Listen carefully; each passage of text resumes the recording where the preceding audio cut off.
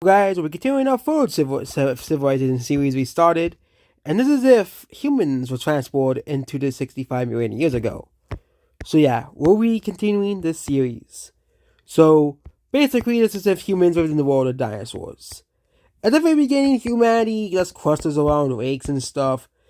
Dinosaurs are much harder to domesticate than mammals here, but humanity starts to make the bold choice and move outside of the selected territory. This causes more people to create cities and towns away from here, away from basically the entirety of the area here. But then they realize the animals they're familiar with are no longer existent. So there's no cows, there's no dogs. They just don't remember stuff like the civilization, but they remember stuff like cows, chickens, and they don't exist anymore. They just have big dinosaurs like Parasaurolophus, a Nanotitan, a Mantosaurus, T-Rex. Those are the animals they have to coexist with. A fourth civilization, however, starts to form right around in the southern here. This will be this weird purple. This will be like a purple team. And basically, they start their expansion here alongside the coast. So this is the first like coastal civilization here, 65 million years ago, as humanity has expanded towards all portions of the continent and have survived. Because humanity is still pretty smart. Okay, we have become dependent on technology, but there are some people who will survive and manage to thrive and create even civilizations in the Cretaceous period. Their capital city will be right where they started, which will be right around here, and this will be the purple team as well.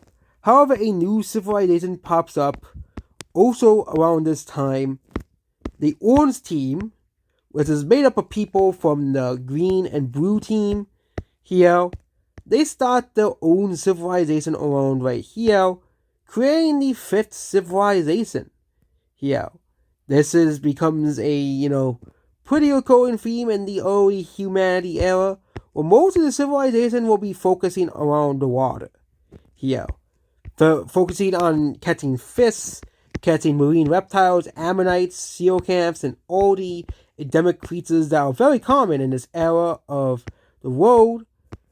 Also, the world is a hothouse world, so it is very hard for civilization really start around the more cooler, more temperate regions, but they have started to expand more towards the southern area as well. Also, we'll be giving each country capitals now. So this will be this country's capital. As cities are now finally being founded. So basically, capital is where the leader of the country is here. The leader of the civilization is here. The red team, which is one of the first civilizations in the world, starts one of the OGs. Oh wait, we just started this series. This is only part 2. Starts to expand further inland here. Basically to create more dinosaur farms. As dinosaurs can still be farmed, the dinosaurs that are easiest farmed are the large hadrosaurs, as they breed the fastest and also they provide a lot of meat. And they're probably the tamest of all the herbivores. You also have ankylosaurs, pachycephalosaurs, and triceratops, which are not the easiest animals to tame. Triceratops are probably tamed next. Basically, for the same reasons, but dinosaurs are not as easy as tame as mammals. It takes a very long time for humanity to do so. This blue team starts to expand this way here into what is this part of. I think this is part of Canada here, and they start to expand.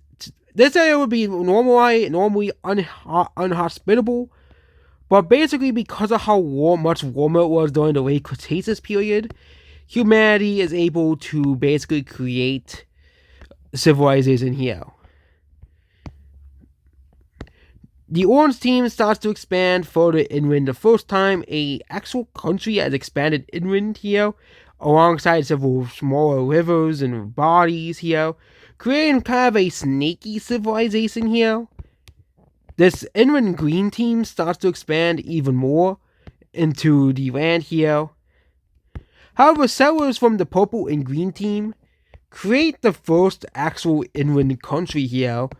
And this is this pinkest country here. They start to expand further and further here, becoming the first truly inland country here. Mostly sticking around like the modern day Appalachia. Mostly sticking around. Actually, I think this is yeah, this is like, okay, this is Appalachia is like here. Basically, the modern day Midwest, they just start to expand further and further. This becomes the first actual civilization to expand outside of a main body of water. This includes the oceans and lakes here. However, humanity has discovered Europe. This is a pretty big discovery, and they start to expand into Scandinavia. This creates the first civilizations in Scandinavia. Here, this yellowish, it's the same color as this one? No, it isn't. This yellowish team, this first European civilizations are created. As basically you realize, this climate is actually pretty ideal. There's a lot of mountains here, but they make it work and they create a civilization over here.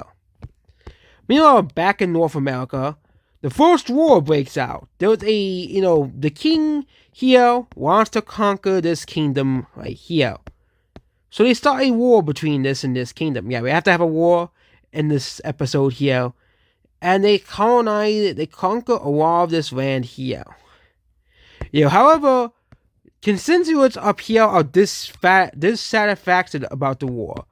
They break apart right up here, wanting to form their own independent state. So this red team starts to break away and doesn't want to be a part of it anymore. Meanwhile, some people from the red team, they want to go even further north. See if we can push the limits of humanity. So they create another civilization all the way up here as the war is going on. This is the coldest civilization yet, as humanity has not tried to put a civilization this high yet. But because it's much warmer it is now, they do create a civilization up here, and it is created. Meanwhile, the red team is in panic mode, as a lot of people have to form this civilization up here, and also they want to quell the uprising. So basically, they for a peace deal, they will not take this land here,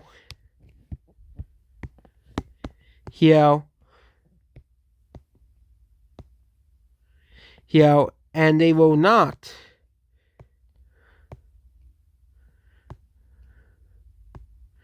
conquer and annex some of the land they have taken. They basically create a new border, and now they have to fight this red team, who start to be pushed back as a lot of the major cities have been taken back and the red team flees somewhere else. They don't know what they have left here, but basically this is the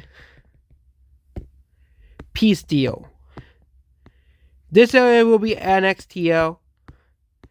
The red team's leader will surrender, and this blue, I forgot about the blue. We erased the blue team from existence.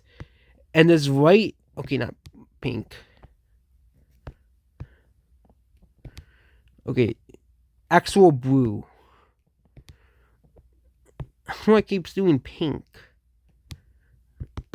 We changed it to blue. And this blue team was founded as well, with its capital being and this port. Meanwhile, the red team, they decide to move in a very risky area. So the red team create a civilization over here. Creating the second true inland civilization here. Putting the capital smack dab in the middle of the country here.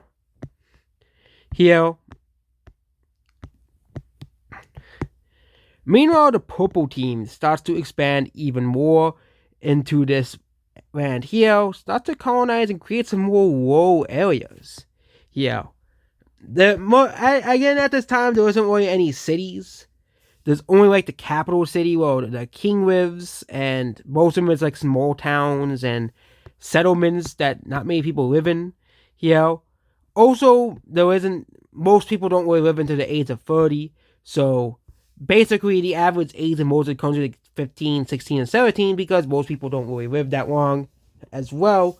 as people are still massively prone to diseases as well. So yeah, this is part 2 of this series as well. We finally did an update on our 2 other civilization series videos. And yeah, that's it about this video here. Goodbye.